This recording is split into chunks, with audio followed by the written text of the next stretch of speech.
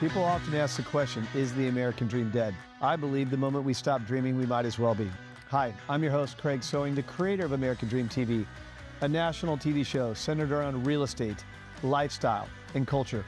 A real show showing you real neighborhoods from real professionals. Today, we're going to take you all across the country, showing you why we live in the greatest country on the planet. Let's get this show started right now. Welcome to the American Dream.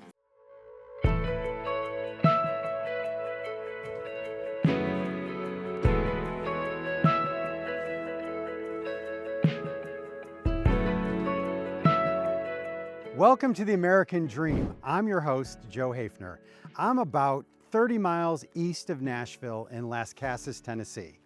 And I am getting ready to show you 53 acres of small town Tennessee awesomeness called Tennessee Memories.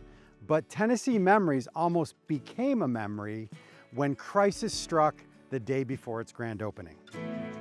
Mike and Susan Slinker, owners of Tennessee Memories. Why an event center? We wanted to be able to help people experience memories, gain those memories they could always take with them through a lifetime. Whether it's a wedding, a gender reveal, baby shower, you just never know what we're gonna have out here. What about that touches you? What's the emotion you get when you think of the people that are coming through the doors of this place? So whenever you build that relationship with the people that your clients, they kind of become more like friends and family. You know, you get to see them plan their whole wedding throughout the whole, experience, and then get what they want out of their wedding, that day. So when you all bought this in 2019, you all were putting your time, your money, your effort, your blood, sweat, and tears into making this into the event center that we see before us now. And your grand opening was March 14th, 2020. Tell me a little bit about what it was like going through that. That actually shut us down. We knew at that point we had to kind of pivot to see exactly what we wanted to do with the property. Knowing that this was my wife's dream, we knew exactly at that point that we needed to continue on, and we knew that to whom much is given, much is required. And so we knew we were given much on July 24, 2019, and now much is required back from us, even during a time of COVID. What happened on March 14th, right before the event, I called the radio station and I shared with them that we're changing our grand opening to a refuge center. So people left with toilet paper and people left with food.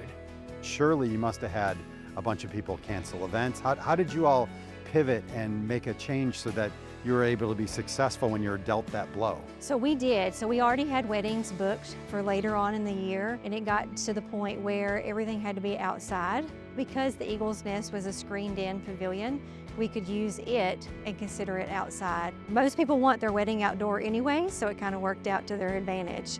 What are you most proud of in what you've built here? I think I'm most proud of making it my own. My wife, this was her dream. When you look around here, a lot of this is done by her hands. There are certain things we can build on this property, but when you look behind us, there's some things you can't build.